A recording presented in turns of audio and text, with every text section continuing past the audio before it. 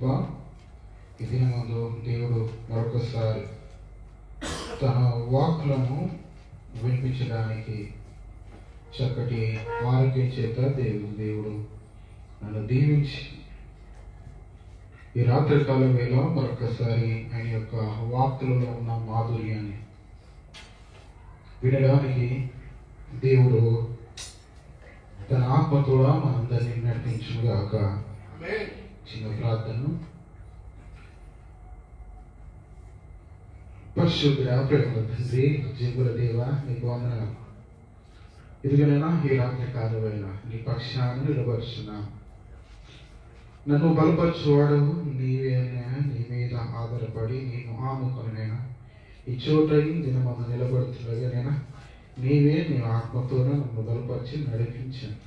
ఇదిగైనా నా నోట నీ మాట నుంచి దేవా ఉన్నతమైన నీ మాటలు ఇదిగైనా వివరించి మంచి భాగ్యాన్ని నాకు అనుగ్రహించమని, నా నోట మీ మాట ఉంచమని, విడిచిన ప్రతి ఒక్కరి హృదయాలలో నీ మాటల చేత సంధించమని, నీ వాక్యానుసారంగా వారి యొక్క బ్రతుకులు మార్చుకునే కృపను భాగ్యాన్ని మీరు అనుగ్రహించమని మరొకసారి నీ పక్షాన్ని నిలబర్చిన కదా నన్ను మీరే బలపరిచి నాకున్న ప్రతి బలహీనత, ప్రతి అనారోగ్యాన్ని కూడా తీసివేసినైనా ఈ నిశ్చయముగా ఈ దినమందని ప్రత్యక్ష చూసే భాగ్యాన్ని అనుగ్రహించమని యేసు నామములో ప్రార్థిస్తున్నాను తండ్రి.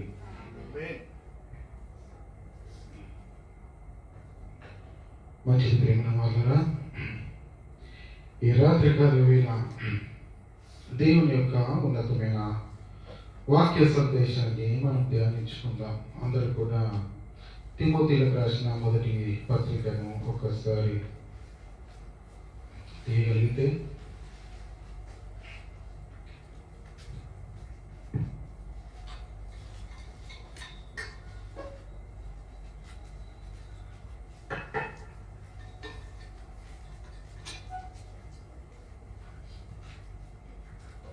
తిమోతిలకు రాసిన మొదటి పత్రిక 3వ అధ్యాయము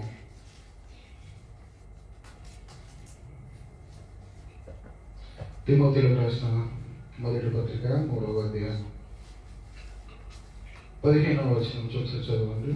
అయినను నేను ఆలస్యం చేసిన యెడల దేవుని మందిరంలో అనగా జీవము గల దేవుని సంఘములో జనులు ఎలాగూ ప్రవర్తించవలనో అది నీకు తెలియవలనని ఈ సంగతులను నీకు వ్రాయుచున్నాను.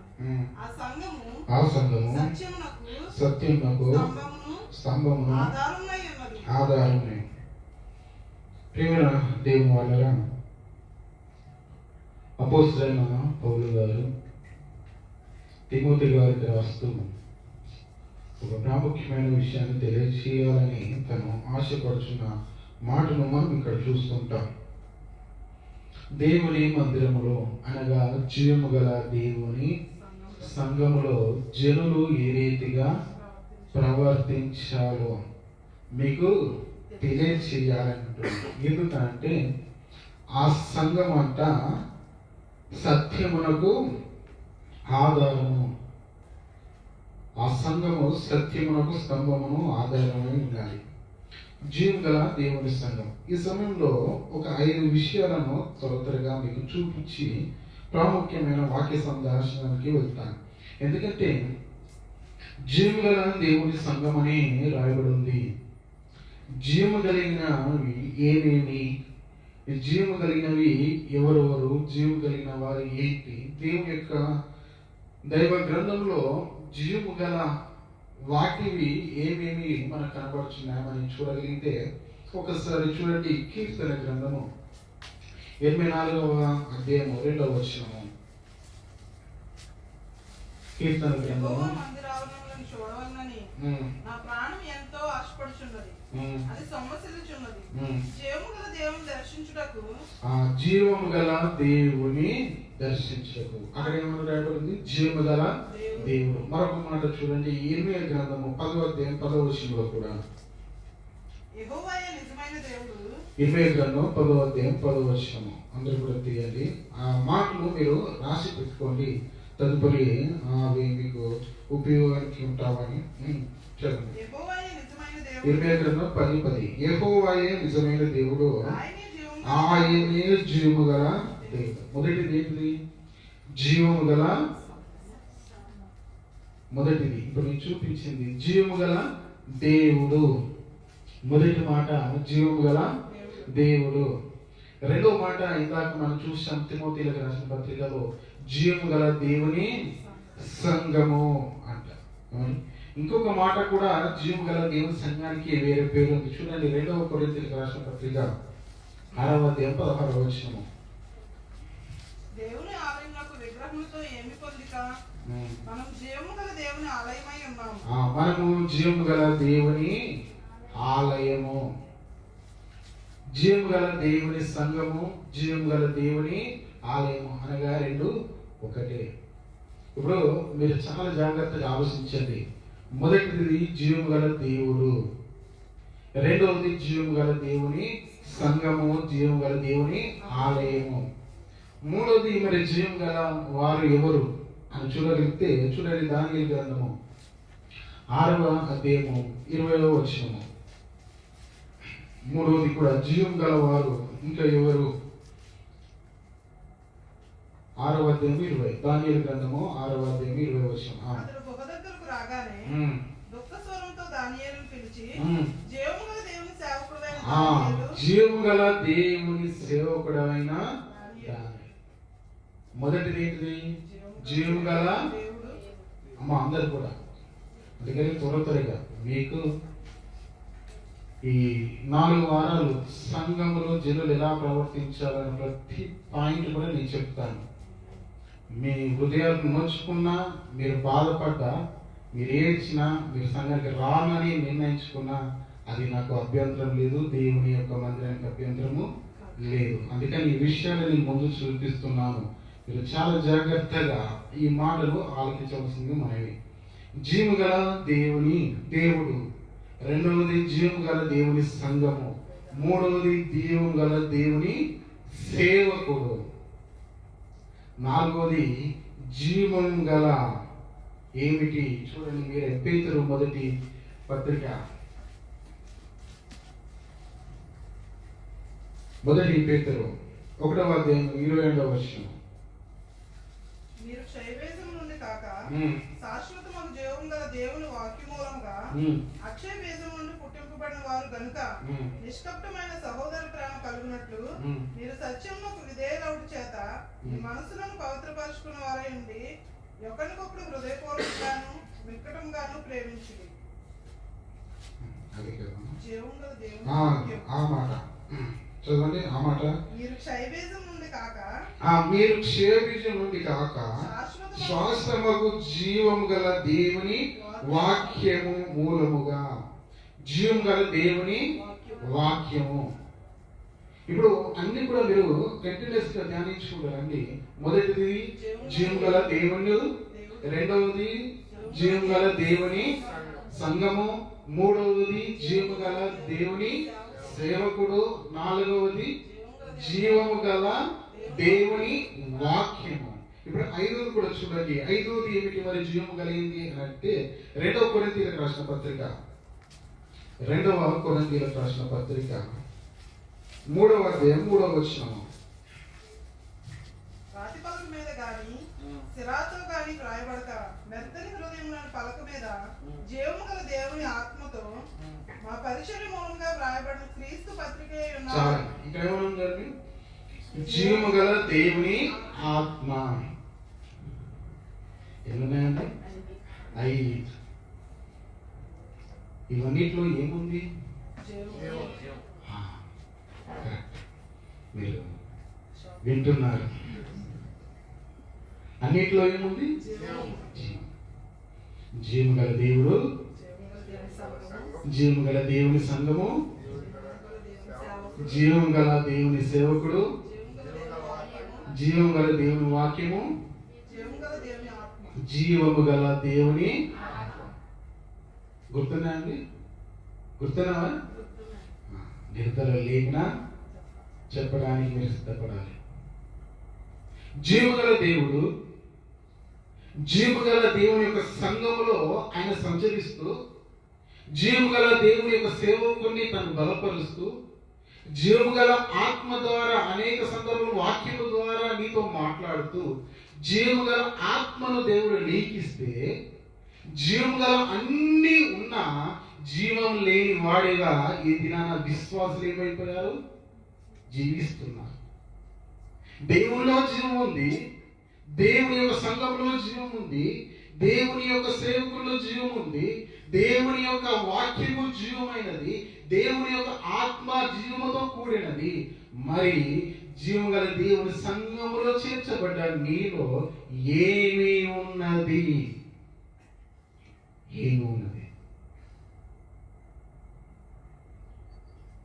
సంఘానికి వస్తున్నానంటే వచ్చాను వెళ్ళిపోయానని కాదు. ఈ సంఘం ఏదో ఆశమాషది కాదు. నేను ప్రారంభించబడ్డది కానీ, పెద్దలు ప్రారంభించబడ్డది కానీ, ఎవరో ప్రారంభించబడ్డది కాదు. ఒక సంఘము స్థాపించబడాలనంటే యేసుక్రీస్తు వారు రక్తం కార్చాలి. స్వరస్థమిస్తే సంపాదించిన సంఘము అని దేవుడు సెలవిస్తున్నాడు. ఆ సంఘములో ఈ దినమందు కొద్దిమంది మనం చేర్చబడ్డాము. చేర్చబడ్డ మనలో జీవము కలిగిన వారమై ఉన్నామా? జీవం గల ఆత్మ నీలో ఉందా? జీవం గల వాక్యం నీలో పనిచేస్తుందా? అసలు నీ జీవం గల దేవుని సేవకులతో నీ పరిచర్య, నీ సహవాసం ఉందా? జీవం గల దేవుని సంఘము ఆలయముగా అది మార్చబడి ఉందా? జీవం గల దేవుడు మనతో మాట్లాడుతున్నాడు. ఏంటి? ఎందుకంటే ప్రియమైన దేవుని వారరా, ఇది క్రైస్తవ జీవితము ఏదో వర్షము వెళ్ళిపోతున్నాం అనే స్థితిలో ఉంటున్నారు కానీ ఆత్మీయ ఎదుగుదల లేదు, సంఘములో ఎదుగుదల లేదు.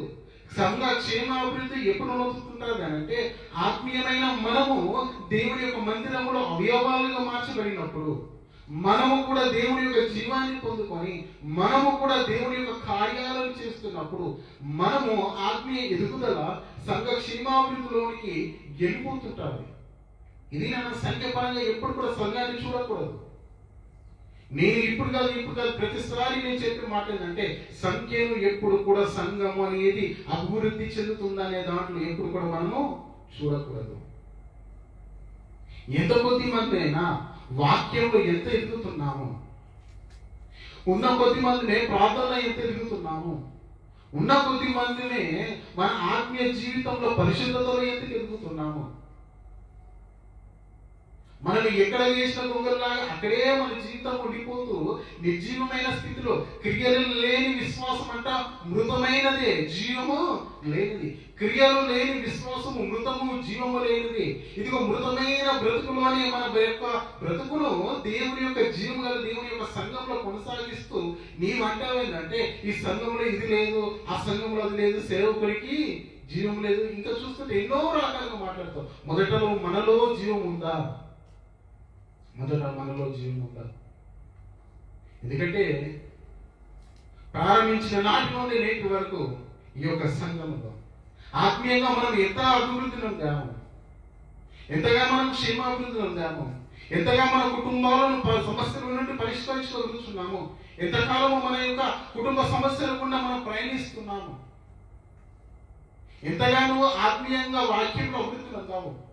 ఒక్కసారి మరి 66 గ్రంథాల పేర్లు చెప్పగల స్థితి నీకు ఉందా? ఒక రిఫరెన్స్ చెప్తే దాన్ని స్పీడ్గా తీసి అంతా మరి ఆ విశ్వాసంలో నువ్వు ఎదుగుతున్నావు. ప్రార్థించే ఏ ప్రార్థన చేయమంటున్నారు, ఏ ప్రార్థనలు చేయాలి, ఏ రీతిగా నేను దేవుణ్ణి దర్శించాలి, సందర్శించాలి అనే ఆలోచనలో మనం ఉంటున్నామా? సంఘం అనగా అదొక విద్యాలయం. మనందరం కూడా నేర్చుకునే విద్యార్థులమే. నాకు మొత్తము తెలుసు బైబిల్ అనుకుంటే నేను పొరపాటు. నేను ప్రార్థన చేస్తేనే దేవుడు వింటాననుకుంటే పొరపాటు. ఇదిగో నేనే భక్తి పరుడు అనుకుంటే నేను పొరపాటు. నీ గురించి సంఘము సాక్ష్యం కానీ ఏదో అరిసినంత మాత్రాన, ఏదో మనము ఎగరేసినంత మాత్రాన, ఏదో మనము ఇది పరిశుద్ధత కొరకు తెల్ల బట్టలు వేసుకున్నంత మాత్రాన నీ పరిశుద్ధత, పవిత్రత ఏమండి అది నీకు నువ్వు చూపించుకుంటే సరిపోదు. సంఘము చూడాలి, మొదట దేవుడు కూడా నీలో చూడాలి, నీలో జీవం ఉందని. ఎన్ని మాటలు చెప్పిన మాటకు విధేయతం కాకుండా, ఎన్ని మార్లు చెప్పకుండా చెప్పినప్పటికీ కూడా చెప్పని వారముగానే నా స్థితి నేను ఇంతే నేను మార్చుకుంటాను అని అనుకుంటే అది నీ జీవితంలో చాలా చేస్తున్న పొరపాటు. అందుకని వాక్యం ఎన్ని మార్లు గద్దించినా లోపల ఉన్నవాడు శిక్షకు ఇది. అందుకని దేవుని యొక్క సన్నిధానంలో సేవకులైన వారే ఎప్పుడు కూడా దేవుని యొక్క మాటలు చేతి ఎందుకు నేను బలపరుస్తున్నావు, ఎందుకు అనంటే నీ మేలు కోరే కదా, నీ జీవితాన్ని బాగుపరచుకోవాలి. ఒక దినము రాబోతుంది, ఇదిగో ఆయన వచ్చినప్పుడు ఎత్తబడే గుంపులో ఎత్తబడే సంఘంలో నువ్వు నిర్దోషిగా నువ్వు ఉండాలని కదా. ప్రతి విషయంలో నేను ఎందుకు దేవుడు తన మాటల ద్వారా సంధించాలి? జీవము లేని వ్యక్తులు ఆటిటాకు వచ్చినప్పుడు కానీ లేకపోతే అనారోగ్య సమస్యలు వచ్చినప్పుడు కానీ వాడిని ఏం చేస్తారంటే మొదటగా సిపిఆర్ చేస్తుంటారు. సిపిఆర్ ఎందుకు చేస్తుంటారంటే ఆకర్షణ స్పందిస్తారో లేదు, గుండె మీద పట్టుకొని ఒత్తి ఒత్తి ఒత్తి ఒత్తి ఒత్తి కొన్ని మిషన్లతో కరెంట్ షాక్ పెడుతుంటారు. ఆకర్షణ స్పందిస్తాడో లేదో. దేవుడు కూడా ప్రతి వారం కూడా వాక్యంతో నేను స్పందిస్తున్నాడు, సిపిఆర్ చేస్తున్నాడు. ఆకర్షణ నువ్వు స్పందిస్తావేమో, ఎందుకంటే నీలో జీవం లేదు. నీలో జీవం తీసుకురావడానికి దేవుని యొక్క వాక్యం ద్వారా సిపిఆర్ చేస్తూనే ఉన్నాడు. మన బ్రతుకు ఎట్లుంటాయంటే ఎలుక తోలాట ఏడాది తోమిన కానీ అది తెలుపు కాదు. ఎలుకతోలు ఏడాది తోమిన అది తెలుపు కాదు. ఈ నియమంలో మన బ్రతుకు అంతే. ఎన్ని మార్లు బైబిల్ పట్టుకున్నా, ఎన్ని మార్లు ప్రార్థన చేసినా, ఎన్ని మార్లు ఆరాధన చేసినా, ఎన్ని మార్లు ప్రభు పనులు చేయవేసినా మరలా మన బ్రతుకు ఎలా ఉందంటే కుక్క తన వాంతికి తిరిగి తిన్నట్లే.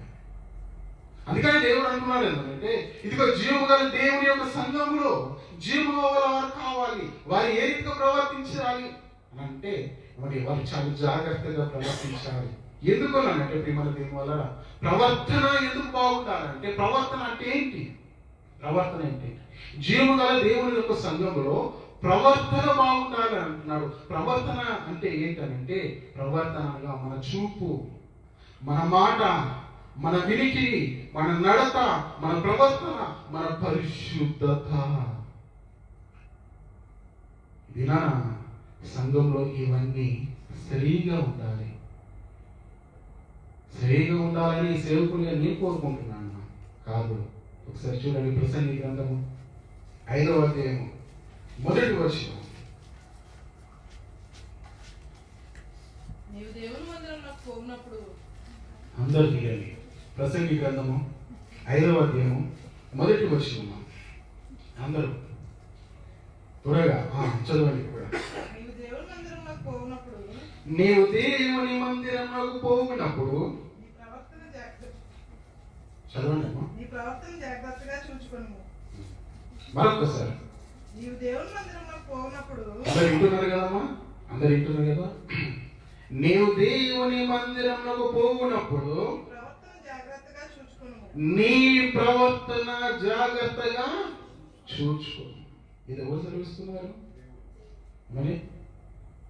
చదివిన సౌందర్యమా ఏమని లేకపోతే రాజన్న ఎవరు కోరుకుంటున్నారు? సేవకుడైన నేనా? ఎవరన్నా? దేవుడు కోరుకుంటున్నాడు అంటే నీవు దేవుని యొక్క మందిరానికి వెళ్తున్నప్పుడంట నీ ప్రవర్తన జాగ్రత్తగా చూచుకోవాలి. నీ ప్రవర్తన జాగ్రత్తగా చూసుకోవాలి. ఎక్కడికి? నువ్వు ఉద్యోగం పోయినప్పుడు కాదు, నువ్వు ఇంటికి పోయినప్పుడు కాదు, నువ్వు అత్తారి ఇంటికి పోయినప్పుడు కాదు, నువ్వు ఇంకా నీ బంధువులు ఇంటికి పోయినప్పుడు కాదు, నువ్వు ఎక్కడికో వెళ్ళేటప్పుడు కాదు.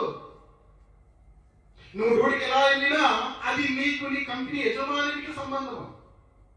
నీ బంధువుల ఇంటికి నువ్వు ఎలా వెళ్ళినా నీ బంధువులకు నీకు సంబంధము. కానీ దేవుని యొక్క మందిరానికి వస్తున్నప్పుడు జీవగల దేవుడు ఇక్కడ ఉన్నాడు, జీవగల దేవుని సంఘం ఇక్కడ ఉంది, జీవగల దేవుని సేవకుడు ఉన్నాడు, జీవగల దేవుని యొక్క వాక్యం ఉంది, జీవగల దేవుని ఆత్మ ఉంది అన్నప్పుడు నీవు జీవగల వాడిగా నువ్వు వస్తున్నావా? నీ ప్రవర్తన ఎలా ఉందో మొట్టమొదటిగా నువ్వు చూసుకోవాలి. నీ ప్రవర్తన నీ దేవుని మందిరానికి వెళ్తున్నప్పుడు నీ ప్రవర్తన ఏ రీతిగా ఉందో ఏమంటున్నారు, చూసుకోవాలి. ప్రవర్తన బాగలేదు రాకూడదని అంటే ఏమండి, రక్షింపబడిన వారికి దేవుడు కొంత వారికి అవగాహన కొరకు లేకపోతే రక్షణ కొరకు ఎన్నో రకాలుగా మాటలు వచ్చేంత ఇంకా ఆదరిస్తాడు, బలపరుస్తాడు. కానీ రక్షింపబడిన వ్యక్తి ఇది ఎలగతోని 7 ఆవులు దాకినా కానీ తెల్లని కాని వ్యక్తుల గురించి ఎవరి ఇక్కడ చెప్పట్లేదు. ఏమని మనం మారని వ్యక్తినే మార్చాలనుకోవడం మూర్ఖత్వం. మారని వ్యక్తి కొరకు ఏమని క్రీస్తు 10 సార్లు సిలువలో వేయబడలేదు. క్రీస్తు ఒకటేసారి సిలువ వేయబడ్డాడు. రక్షణ ఒకటేసారి. రక్షణ నశించున్న వ్యక్తి కొరకు దేవుడు ఒకేసారి వచ్చాడు వెతకడానికి. 10 సార్లు నశించడానికి, ఇదిగో 10 సార్లు వెతకడానికి ప్రభువుల వారు రాలేదు. ప్రభువుల వారి దగ్గరికి వచ్చిన వ్యక్తి ఒకేసారి ఒకే మాటతో రక్షింపబడ్డారు తప్ప 10 మార్లు యేసుక్రీస్తు వారు వెనుకలో పడలే. ఇప్పుడు మన యొక్క జీవితాల్లో ఎవరి మార్పు చెందిన వ్యక్తుల గురించి మనమెందుకు కొంత ప్రయాసం.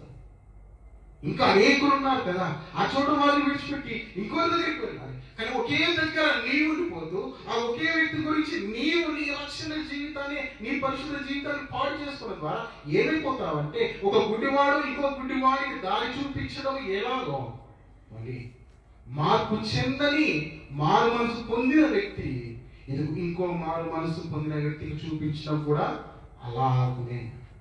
అందుకని దేవుని యొక్క వాక్యం సెలవిస్తారు ఏంటంటే, జీవం గల దేవుని యొక్క మందిరంలో జనులు ప్రవర్తించే విధానం గురించి దేవుడు సెలవిస్తున్నాడు. నా మందిరానికి ఇదిగో మీరు వచ్చినప్పుడు మీ ప్రవర్తన సరిగా ఉందో లేదో చూసుకోవాలి. రక్షింపబడిన వ్యక్తులు క్రీస్తు గురించి తెలుసుకున్న తర్వాత వారి యొక్క హృదయంలో నొచ్చుకొని, అయ్యో క్రీస్తుల వారు మా పాపం నిమిత్తం మా అతిక్రమ నిమిత్తం ఈ లోకానికి వచ్చాడు, ఇది ఆయన కాచిన రక్తంలో మా ప్రతి పాప క్షమాపణ. ఇంతకాలము మేము ఎన్నో పుణ్యకార్యాలు చేసిన దొరకని శాంతి, మేము ఎన్నో కార్యాలు చేసిన దొరకని సమాధానము, ఎన్నో రకాలుగా మేము ఎన్ని తీర్థయాత్రలు చేసినా అక్కడ లేని ఆ యొక్క గొప్ప విశ్వాసము, నమ్మకము, శాంతి, సమాధానము, పాప విమోచన ఇదిగో ప్రభుల వారి దగ్గరికి వచ్చినప్పుడు దొరికింది అనే ఒక ఆలోచన వచ్చినప్పుడు వారు ఖచ్చితంగా ప్రభువులో ఇదిగో ఇంకా ఆత్మీయంగా బలపడడానికి వారు ముందుకు వస్తుంటారు. కానీ ఆత్మీయంగా బలపడి ప్రభు యొక్క బలలో చేయి వేస్తూ, ఇదిగో నాకేంటిలే నేను రక్షింపబడ్డాను, ప్రభు యొక్క బలలో యోగ్యమైన రీతిలో చేయి వేస్తున్నాను, నాకేంటిలే ఎవరు నన్ను ఏమనుకున్న పర్లేదు అనే ఆలోచనలో నీవుంటూ ఆదివారమే పరిశుద్ధత, శనివారమే పరిశుద్ధత, మరలా 6 దినములు మరలా నీ ఇష్టమైన ఆలోచనలు, నీ ఇష్టమైన పనులు, నీ ఇష్టమైన క్రియలు, మరలా ఆదివారం రాగానే పరిశుద్ధత అని అనుకుంటే పొరపాటు. ఎందుకంటే ప్రేమైన దేవులారా, దేవుని యొక్క వాక్యం 2 కోణాలుగా ఉంటుంది. ఒకటి పరిశుద్ధత, ఒకటి అపవిత్రత. దేవుడు అసహించుకునేది అపవిత్రత, దేవుడు కోరుకునేది పరిశుద్ధత. ఎందుకంటే పరిశుద్ధులదే పరలోక రాజ్యము, పరిశుద్ధులే పరలోక రాజ్యము. అందుకే కదా ఏమని హిందువులలో ఒక భావన ఏంటంటే, ఇదిగో మా పాపాలను మేము పరిహారించుకుంటే స్వర్గానికి వెళ్తామనే ఒక ఆలోచన వారిలో ఉంటుంది, విశ్వాసము. ఎందుకు? స్వర్గంలో ఉండాలని కోరిక వారిలో. ఇంకా చూస్తుంటే ఇంకా చాలా మంది విశ్వాసాలను మనం చూస్తుంటాం. వారు కూడా ఇదిగో స్వర్గంలో ఉండాలని ఒక ఆశ. ఏ ఒక్కరు కూడా నరకాన్ని కోరుకోరు. ఎందుకంటే ఏ మతమైనా ఏ విధానంలో ఎక్కినా వారందరూ కూడా కోరుకునేది ఏంటంటే మోక్షము అంటారు, స్వర్గము అనుకుంటారు. మరి అంటే ప్రతి వ్యక్తులు కూడా ఇదిగో వారు ఉండాలనుకున్న కోరిక ఇదిగో స్వర్గములో మోక్షము. దానికి మార్గమే ఏకైక మార్గము. అది యేసుక్రీస్తు వారు బయలుపరిచారు, ఆయననే చూపించారు. నేనే మార్గము, నేనే సత్యము, నేనే జీవమని యేసుక్రీస్తు వారు అన్నారు. నా దారిన తప్ప ఎవరు కూడా స్వర్గానికి రాలేరు. ఇంత చక్కగా యేసుక్రీస్తు వారు చెప్పిన తర్వాత కూడా ఆయన మార్గంలో నడవడానికి మనకు, ఆయనలాగా పరిశుద్ధత ఉండడానికి మనకు బరువు. ఇక చూస్తుంటే దేవుని యొక్క మందిరానికి మనం వచ్చే స్థితిలో కూడా మన ప్రవర్తన మనం సరిగా చూసుకోవడము లేదు. మరి మన ప్రవర్తన మనం సరిగా చూసుకోకుండా ఇష్టానుసారంగా నేను మందిరానికి వస్తాను, నా ప్రవర్తన నా ఇష్టము మీరెవరు చెప్పడానికి అని ఒకవేళ అంటే మరి దేవుడు సెలవిస్తున్న ఒక మాట చూడండి, సామెతల గ్రంథము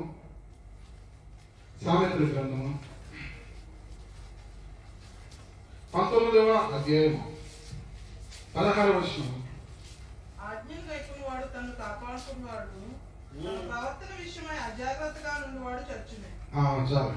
ఏమండి మళ్ళీ ఈ మాట ఒకసారి చదవండి. మళ్ళా ఆజ్ఞను గైకొనువాడు తన్ను కాపాడుకున్నవాడు తన ప్రవర్తన విషయమై అజాగ్రత్తగా నుండివాడు చచ్చు. ఇప్పుడు చూడండి, ఆజ్ఞను అనగా దేవుని యొక్క మాటలు ఎవరైతే గైకొంటారో వారు కాపాడబడతారు. తన ప్రవర్తన విషయమై అనగా దేవుని యొక్క మందిరానికి వచ్చినప్పుడు మన ప్రవర్తన చూసుకోమన్నారు కదా. మన ప్రవర్తన అనగా మన చూపు, మన నడక, మన వినికిడి, మన మాట, మన యొక్క పరిశుద్ధత జీవితము, వీటన్నిటి పరిశుద్ధతతో కూడినదైతే ప్రవర్తనగా దేవుడు చూస్తే, ఇప్పుడు ఆ ప్రవర్తన విషయమై అజాగ్రత్తగా ఉంటే ఏమంటాడంట? ఏమిటి? మరణం. అజాగ్రత్తగా తన ప్రవర్తన విషయమై అజాగ్రత్తగా నుండివాడు చచ్చు. చాలా సందర్భాల్లో పెద్దలు అంటారు ఏంటంటే, చెప్పడం అనేది మన బాధ్యత, వినడం వినకపోవడం. తల్లిదండ్రులు కుమారుడికి మంచి బండి కొనిస్తారు. బండి కొనిచ్చి, నాయన రోడ్డు మీద వెళ్ళేటప్పుడు జాగ్రత్త జాగ్రత్త జాగ్రత్త అని పలుసార్లు చెప్తారు. ఇప్పుడు అయినా వినని వ్యక్తి ఏమైపోతాడు? ప్రమాదానికి గురవుతాడు. ఇప్పుడు కాలు ఇరిగిందనుకోండి, చెయ్యి ఇరిగిందనుకోండి, ఇప్పుడు తల్లిదండ్రులు చెప్పిన మాట గుర్తొస్తుందా? గుర్తురాదా? మరి అప్పుడు జాగ్రత్తగా నన్ను చెప్పారు, కొనిచ్చినప్పుడు చెప్పారు, నేను బయటకు వెళ్తున్న అసమానం కూడా చెప్పారు. నేను అజాగ్రత్తగా ఉండడం వల్ల ఏమైపోయింది? నేను గాయపడ్డాను. కొంతమంది చనిపోతారండి. చనిపోయిన తర్వాత ఆత్మరూపంలోనైతే ఏమని ఒక చోటుకి వెళ్తారు. అప్పుడు వాళ్ళు బాధ ఉంటుంది. ఏంటి అంటే, అయ్యో మా తల్లిదండ్రులు ఈ మాట చెప్పినని వినక నా కాలానికి ముందే నేను మరణము తెచ్చుకున్నాను అయ్యో అని బాధ అనేది, వేదన అనేది పడుతుంటారు. ఎందుకంటే ఒక ధనవంతుని యొక్క జీవితాన్ని మనం చూస్తాము. అదే రీతిగా దేవుని యొక్క వాక్యం అనగా జీవము గల వాక్యము నన్ను సంధిస్తుంది.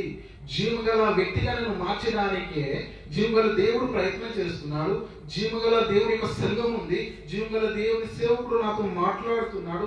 జీవము గల వాక్యము నన్ను సంధిస్తుంది అని నీ వాక్యాన్ని ఎప్పుడైతే ప్రేమపూర్వకంగా స్వీకరించుకొని మార్చుకోవడానికి నువ్వు ప్రయత్నం చేస్తావో, నీవు జీవము గల దేవుని యొక్క సంఘములో జీవము కలిగిన వ్యక్తిగా ఉంటావు. ఒకవేళ లేదు, నేను వినను, నా ఇష్టానుసారి నేను బ్రతుకుతాను అంటే, ఇదిగో దేవుని యొక్క మాట చేత మరొకసారి మనల్ని మేల్కొలుపుతున్నాడు, గద్దిస్తున్నాడు. ఏంటంటే తన ప్రవర్తన విషయమే అజాగ్రత్తగా నుండి వాడట చచ్చును అనే మాట మనం చూస్తుంటాం. ఇప్పుడు ప్రవర్తనలో ప్రాముఖ్యమైనది ఏంటి? అందుకని ప్రేమ లేని వలన సమయము లేకుంటే మరలా వచ్చేవారు కూడా ఈ నెల మొత్తము సంఘము గురించి మాట్లాడాలని దేవుని యొక్క ఆత్మ ప్రేరణతో నేను గత వారం రోజులు సిద్ధపరుస్తున్నాను. అదే రీతిగా ఇంత బలహీనతను ఉన్న దేవుడు నన్ను మాట్లాడిస్తున్నాడు. ఎందుకంటే నేను కోరాను, దేవా నన్ను బల కోసం మాట్లాడతా, లేకంటే వేరే సేవకుని నేను పిలిపించి వాక్యం చెప్పించా అనే స్థితిలో నేను ఉండి మొరపెట్టాను. కానీ దేవుడు నాకు ఆరోగ్యం నుంచి బలపరిచి నిలబెట్టుకుంటున్నాను. కాబట్టి ఈ వారమంతా కూడా, ఈ నెలంతా కూడా ఇవే వాక్యాలతో నేను ఇంకా సంఘాన్ని క్షేమాభివృద్ధిలోనికి నడిపించడానికి, ఆత్మీయ అభివృద్ధిలోని మిమ్మల్ని పెంచడానికి నా వంతు ప్రయత్నం నేను చేస్తాను. కాబట్టి మీరు జీవగల దేవుని ఒక వాక్యమని మీరు గ్రహిస్తే, జీవగల దేవుని సేవకుడని మీరు గ్రహిస్తే, ఈ వాక్యము మీ ఒక హృదయాల్లో ఫలించును గాక. ప్రియమైన దేవుని వల్ల ప్రవర్తన అని అంటున్నావయ్యా. ప్రవర్తన సరిగా ఉంటేనే ఆయన మందిరానికి రమ్మంటున్నాడు, సరి చూసుకోమంటున్నాడు. ప్రవర్తన విషయంలో అజాగ్రత్త కూడా చచ్చును అంటున్నాడు. మరి ప్రవర్తనలో ఏంటి ప్రధానమైనవి అని అంటే, ఇదిగో ప్రధానమైనవి మీకు 3 విషయాలను చెప్తాను. అనేకమైన విషయాలు, కానీ 3 విషయాలు. మరి మన ప్రవర్తన అనేది మొదటిది చూపు అనేది చాలా జాగ్రత్త. మన మాట చాలా జాగ్రత్త, మన వినికిడి అనేది చాలా జాగ్రత్త. ఎందుకంటే ఈ 3 విషయాలు నేను చెప్తాను. ఈ 3 విషయాల వలన పరిశుద్ధమైన మీ జీవితము పాపములోనికి, భ్రష్టత్వంలోనికి పోతుంది. అందులో మొదటిది కొన్ని మాటలే మీకు చూపిస్తాను. కీర్తన గ్రంథము మొదటిది చూపు. చూపు గురించి చూద్దాం. కీర్తన గ్రంథము 119వ అధ్యాయము. చూపు ఎంత భయంకరమైనదో, చూపు వలన మన యొక్క జీవితము ఏ రీతిగా నష్టంలోనికి వెళ్ళిపోతుంటుందో చూసుకుందాం. చూడండి, 119వ కీర్తన 37వ వచనం.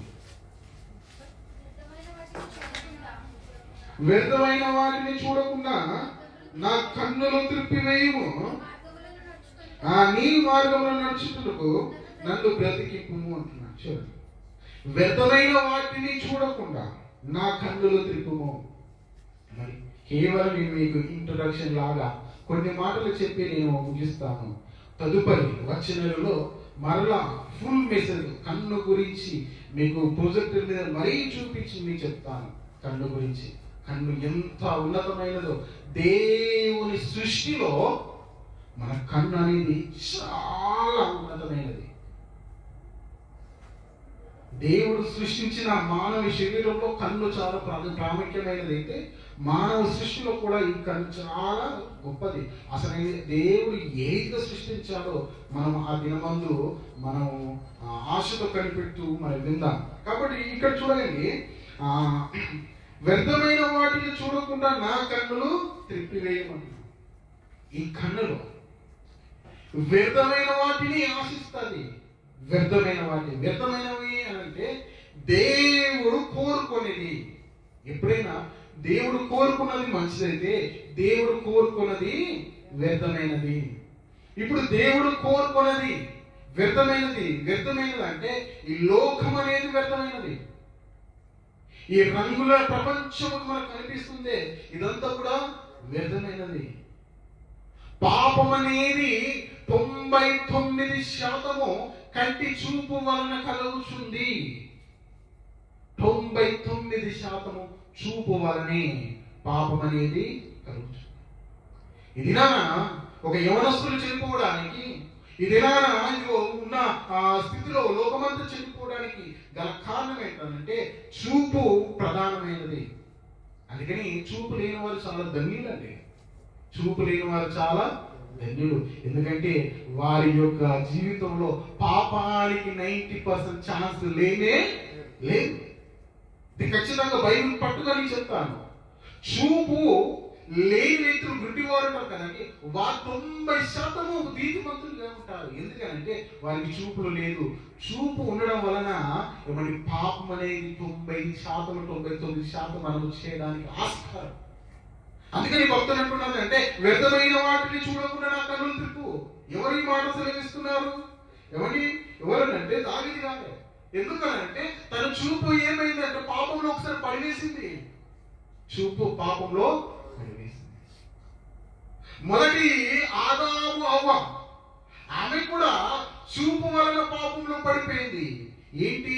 ఒక పండు ఇదిగో రమ్యముగా కనిపించింది, కన్నులకు ఎలా ఉందంట రమ్యం. చూస్తారా మాట? చూడండి, ఆదికాండం మొదటి పాపము కూడా, లోకంలో పాపం ప్రవేశించడానికి ఇదిగో పాపములో మొదటిది కూడా ఏ రీతిగా ఉంది అని అంటే ఏమండి 6వ వచనం, 3వ అధ్యాయం 6వ వచనం చూడండి. ఆదికాండం 3వ అధ్యాయము 6వ వచనం చూడండి. స్త్రీ ఆ వృక్షము ఆహారముకు మంచిది, కన్నులకు అందమైనది. ఎలా ఉందంట? కన్నులకు అందమైనది, వివేకించి రమ్యమైనది ఉండుట చూచినప్పుడు ఆమె దాని ఫలము. ఇక్కడ చూడండి. ఇప్పుడు చూడడం ద్వారా పాపం వచ్చిందా, కన్ను మూసుకున్నదా వల్ల వచ్చిందా? చెప్పండి. చూడాలి. ఎందుకు? కన్నులకు రమ్యమైనదిగా, అందమైనదిగా ఇలా చూస్తుంటే ఆ కన్ను ఏం చేసిందంటే కోరుకున్నది, దీన్ని ఆశించాలి. ఆ కన్ను కోరుకోవడం ద్వారా ఏమైపోయిందంటే ఇదిగో ఆ పండును తీసుకొని తినేసింది. ఇప్పుడు చూడండి, మొట్టమొదటిగా పాపం కూడా ప్రవేశించడానికి గల కారణం ఏంటంటే చూపు. అంటే కన్నులకు అది రమ్యమైనదిగా కనిపిస్తుంది. ఇదిగో దావీదు గారు కూడా ఇదిగో ఒక దినాన చూడకూడదని చూచాడు, ఆ చూచిన ద్వారా ఆశించాడు, ఆశించిన దాన్ని అనుభవించడం ద్వారా పాపంలో పడిపోయాడు. ఇదిగో ఆదాము హవ్వ గారు కూడా ఆ పనులు చూశారు, చూడడంతో అది అందముగా కనిపించింది, ఆశించింది, తీసుకున్నది, తిన్నది. దేవుని యొక్క ఆజ్ఞను ధిక్కరించడం పాపం. ఇలా చూస్తుంటే ఏమండి, చూసిన దాన్ని ఆశించడానికి ఇది నన్ను ఎంతమంది తహతహలాడుతున్నారు. మన సాధారణంగా తెలుసో తెలియకుండా కొన్నిసార్లు చూపుతో బాగా ప్రవర్తిస్తున్నారు. ఎదుటి వ్యక్తి మంచి చీర కట్టుకుంది అనుకోండి, మంచిగా రెడీ అయింది అనుకోండి, కాబట్టి చూసిన వ్యక్తి ఏమనుకుంటానంటే ఆహా ఇలాంటిది ఒకటి నాకుంటే ఇంకా చూస్తుంటారు. కొంతమంది అందాన్ని చూస్తుంటారు, ఆ అందాన్ని చూడగానే ఆకర్షితులైతూ ఉంటారు. ఏమంటే ఒక వ్యక్తిని మనం చూడడం ద్వారా ఏ విధమైన ఆలోచన కలుగుతుంటావో కూడా అది మన మనసుకు తెలుసు. అందుకని భక్తులు సెలవిస్తున్న మాటలు ఒకసారి నేను చూద్దాం. సామెతల గ్రంథము 6వ అధ్యాయము.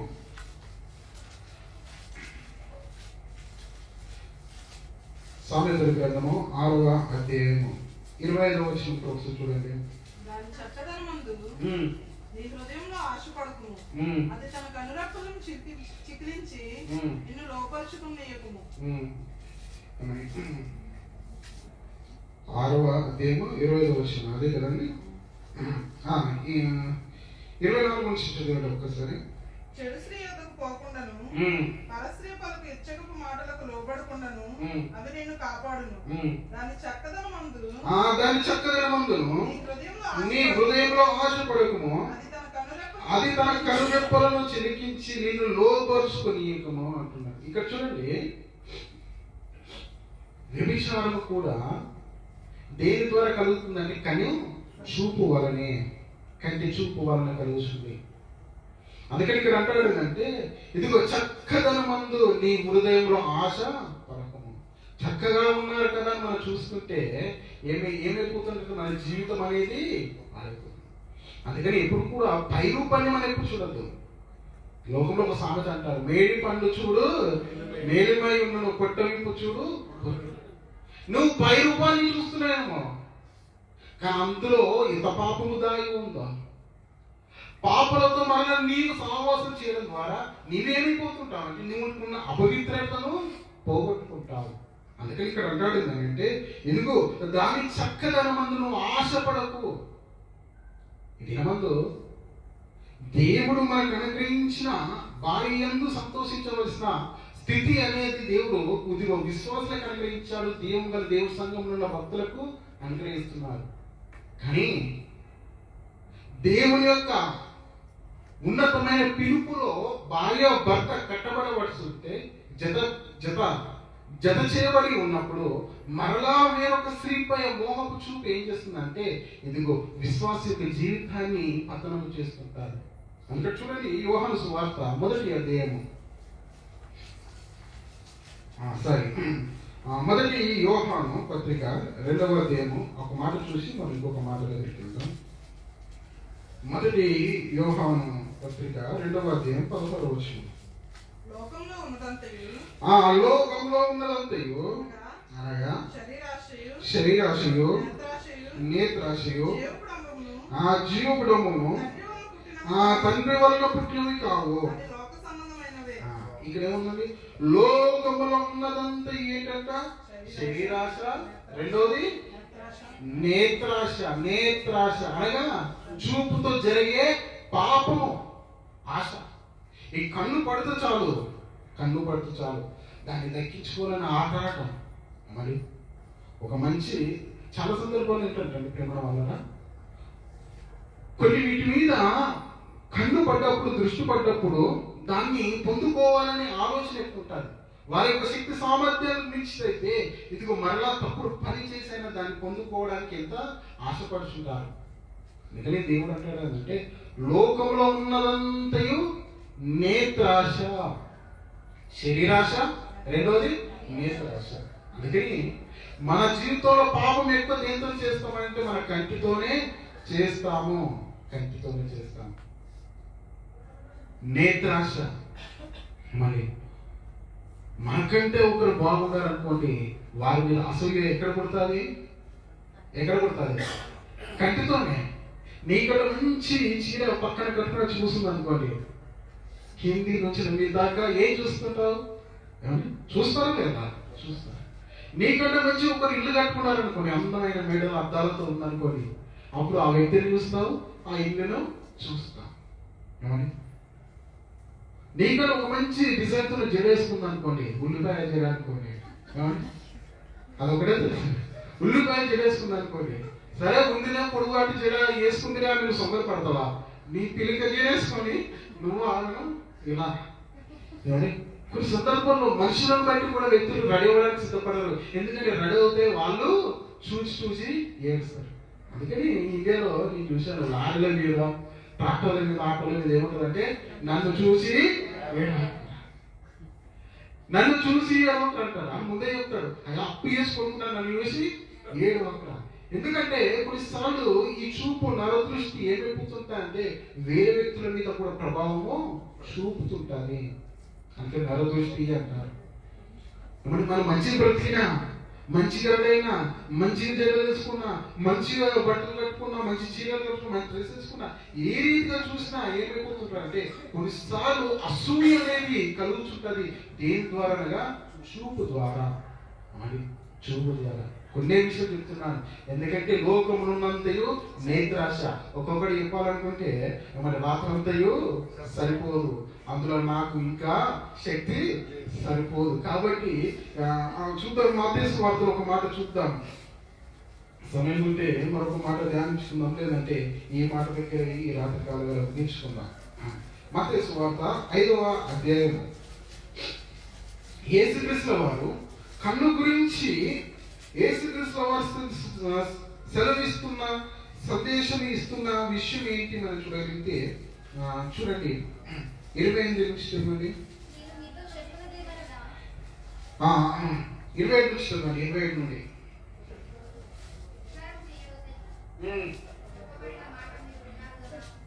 అందరు చూశానమ్మా. మత్తయి సువార్త 5వ అధ్యాయము 27వ వచనం నుంచి మనము కొన్ని మాటలు ధ్యానిస్తే, వ్యభిచారము చేయవద్దని చెప్పబడిన మాట మీరు విన్నారు కదా, నేను మీతో చెబుతున్నది ఏమనగా, ఒక స్త్రీని మోహపు చూపుతో చూచు ప్రతివాడు అప్పుడే తన హృదయమందు ఆమెతో వ్యభిచారము చేసిన వాడగును అంటున్నాడు. ఇక్కడ ధర్మశాస్త్రానికి యేసుక్రీస్తు వారు విధించే కొన్ని నిబంధనల కట్టడాలకు ఇదిగో అక్కడ తేడాలు చూపుతున్నాడు. అక్కడున్న సమాజానికి సెలవిస్తున్నాడు, అయ్యా మీరు ధర్మశాస్త్రాన్ని అనుసరిస్తున్నారు కదా, ధర్మశాస్త్రం ఏమైనా ఉంది? వ్యభిచారం చేస్తే తప్పు. అంటే నీ భార్య కాక వేరే భార్యను కూడినా, నీ భర్తను కాక వేరే భర్తను కూడా అది వ్యభిచారము. అయితే ఆ వ్యభిచారం అనే నేరం అనేది మీరు విన్నారు కదా, నేనేం సెలవిస్తున్నానంటే వ్యభిచారం అనేది అదే రీతిగా కాదు. వ్యభిచారం అనే ఒక రీతిలో జరుగుతుంది ఈ లోకంలో. అదే రకంగా అంటే ఇది ఇక్కడ సెలవిస్తున్నాడు, ఇది ఒక స్త్రీని మోహపు చూపుతో చూస్తే, ఒక పురుషుణ్ణి మోహపు చూపుతో చూడడం ద్వారా ఏం చేస్తామంట? మరి మన మనసులో మనము పాపము చేస్తున్నాం. యేసుక్రీస్తు వారు ఖచ్చితంగా సెలవిస్తున్నాడు, చూస్తేనే తప్పు, చేస్తే కాదు. చూస్తేనే తప్పు అని దేవుడు సెలవిస్తే, ఇప్పుడు చూడడం దాటి కూడా చేయడం, దాటి కూడా చేస్తూనే ఉంటూ కూడా ఇది జీవిస్తున్న జీవితాలు ఉన్నవి. అవి దేవుడి సంఘంలో ఇంకా ఎదగాలని ప్రయత్నాలు చేస్తూనే ఉంటున్నాయి. దేవుడు సెలవిస్తున్నాడు ఏమంటే చూస్తే తప్ప. అవును, చూస్తున్నావు, కానీ ఆ చూపులో నీ ఆలోచన ఏ రీతిగా ఉందో అది దేవుడికి తెలుసు, నీ హృదయానికి తెలుసు. నువ్వు అనుకుంటున్నావు నేను నార్మల్గా చూస్తున్నాను, నువ్వు నార్మల్గా చూస్తున్నావు నీ మనకు తెలుసు. ఒక్కసారి గుండె మీద నీ బైబిల్ పెట్టుకొని చెప్పగలుగుతావా? చెప్పలేదు. అంత సాహసమేమో. కానీ దేవుడు అంటున్నాడు అంటే చూస్తేనే. ఒక మోహపు చూపే మన జీవితాన్ని పతనము చేస్తుందంట. చేస్తే కాదు ఏమని, చేస్తే కాదు, చూస్తేనే. ఏమని, ఈ రీతిగా రోడ్డు మీద నడుచుకున్న వ్యక్తులను ఎన్ని మార్లు ఏ రకంగా చూశావో, ఎంత తలంపులు అనేది నీలో చెడులోని చెడు ఆలోచనలోనికి వచ్చాయో. ఇవన్నీ ఒక్కసారి ఈ చూపు పడడం వలన ఆశ కలుగుచు, ఆ ఆశ ఏం చేస్తుందంటే ఆ కార్యము చేయడానికి వస్తుంటారు. అందుకని యేసుక్రీస్తు వారు అంటున్నారు ఏంటంటే, ఇదిగో నేను మీతో చెప్పినది ఏమనగా, ఒక స్త్రీని మోహంతో చూచు ప్రతి వాడు అప్పుడే తన హృదయమందు ఆమెతో వ్యభిచారం చేసిన వాడగును. అయితే కన్ను గురించి తెలివిస్తున్న మాట చూడండి, నీ కుడి కన్ను నిన్ను అభ్యంతరపరిచిన ఎడల దాన్ని పెరికి వేసి నీ యుద్ధ నుండి పారవేయము. నీ దేహమంతా నరకంలో పడివేయబడకుండా నీ అవయవములో ఒక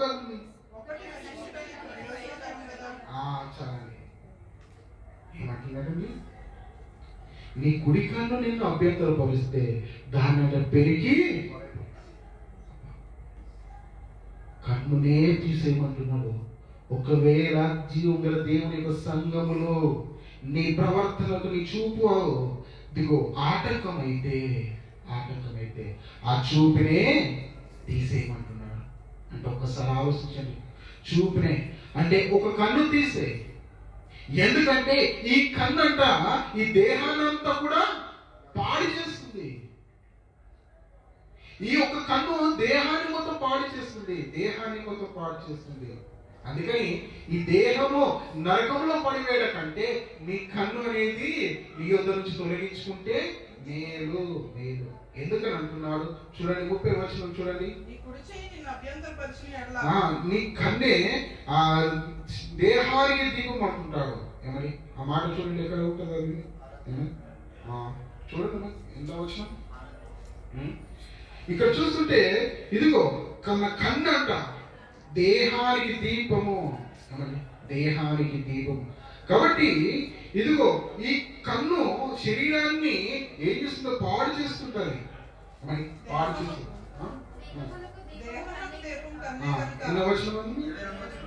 22వ వచనం ఒకసారి చదవండి. 6వ అధ్యాయము 22వ వచనం ఒకసారి చదవండి అమ్మ అందరు కూడా చదవండి, తీయండి. 6వ అధ్యాయము 22వ వచనం, మత్తయి సువార్త 6వ అధ్యాయం 22వ వచనం తీశారని ఆఖరి వచనం ముగించుకుందాం.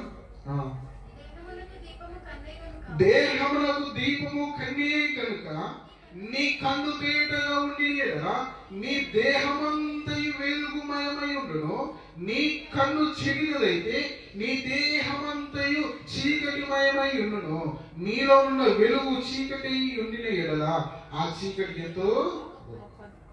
ఇక్కడ చూడండి, మన దేహానికి అనగా ఈ 6 అడుగుల ఆకారానికి దీపము ఏంటి అంటే మన కన్నే. ఈ కన్ను ఒక్కటి పాపం చేయడం ద్వారా ఈ దేహం అంతా కూడా పాడైపోతుంది. ఈ కన్ను ఒక్కటి పరిశుద్ధత లేకపోవడం వలన ఈ కన్ను అనేది ఇదిగో ప్రవర్తనలో ఒక భాగమై ఉన్నప్పుడు ఆ ప్రవర్తనను సరిగా చేసుకోకపోవడం వలన ఈ దేహం అంతా కూడా ఏమైపోతుంది. ఇప్పుడు మనం ఏమనుకుంటామంటే నిండా మునిగడానికి సరి అయితే అన్నట్టు ఇది ఈ శరీరం అంతా కూడా పాముతో నిండిపోయిన తర్వాత ఇంకేంటి అని ఆలోచనలు అనుకుంటారు. మరి ఒక కన్నే ఈ దేహాన్ని ఇంతగా పాడి చేస్తే మరి చెవి, మరి నోరు, మరి అవయవాలు ఈ రీతిగా చూస్తుంటే జీవం గల దేవుని మందిరములో ఆలయంలో ఉండవలసిన జనుల ప్రవర్తనలో ఎన్నో ఉన్నాయి. మరి అన్ని కూడా మనం ఒక్కొక్కటి సరి చేసుకుంటేనే నేను జీవం గల వారమై అవుతుంటాం. కాబట్టి ప్రేమల దేవుని వల్ల కన్ను గురించి మరొక దినాన్ని ధ్యానించుకున్నప్పుడు పూర్తి వివరణ మీకు ఇస్తాను. కన్ను దేహానికి ఎందుకు దీపముగా దేవుడు పెట్టాడు అనే మాట మనం ధ్యానించుకున్నప్పుడు మీరు మరలా ఈ యొక్క వాటిలన్నీ కూడా మరలా ఆ వాక్య భాగంలో వింటారు. కాబట్టి మరొకసారి దేవుని యొక్క వాక్యాన్ని పట్టుకొని మీకు హెచ్చరిస్తున్నాను.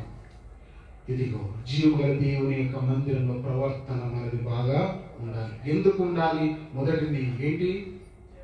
జీవగల దేవుడు, జీవగల సంఘము, జీవగల సేవకుడు, జీవము గల వాక్యము, జీవము గల ఆత్మ. ఇవన్నీ జీవము కలిగి ఉండాలి. మరి నీలో జీవము ఉండాలన్నప్పుడు నీలో పాపము ఉండకూడదు. నీ ప్రవర్తన సరిగా దేవుడు మెచ్చే రీతిలో ఉండాలి. అలా ఉండాలన్నప్పుడు ఇదిగో దేవుని యొక్క వాక్యం చేత మనం మార్చుకోవాలి, మన జీవితం కడుక్కోవాలి. మనకు మనమే దేవుళ్ళో ఇదిగో పరిశుద్ధులుగా ఎదగడానికి వాక్యం స్థిత మనం సరి చేసుకోవాలి. మన చేతుల్లో దేవుడు పెట్టాడు పరిశుద్ధత, మన జీవితంలో పెట్టాడు పాపము. ఈ చేతిలో ఉన్నది నువ్వు విడిచిపెట్టుకుంటావా, ఈ చేతితో దాన్ని పట్టుకుంటావా, అది నీ ఇష్టము. దేవుడు మాత్రము ఇదిగో విడిచిపెట్టాలనుకుంటున్నాడు, పట్టుకోవద్దని అసలే. కాబట్టి దేవుని యొక్క మాటల చేత ముందున్న దినాల్లో ఇంకా మనం బలపడదాం. దేవుడు ఈ యొక్క మాటలు మన వెనుకలో దీవించును గాక.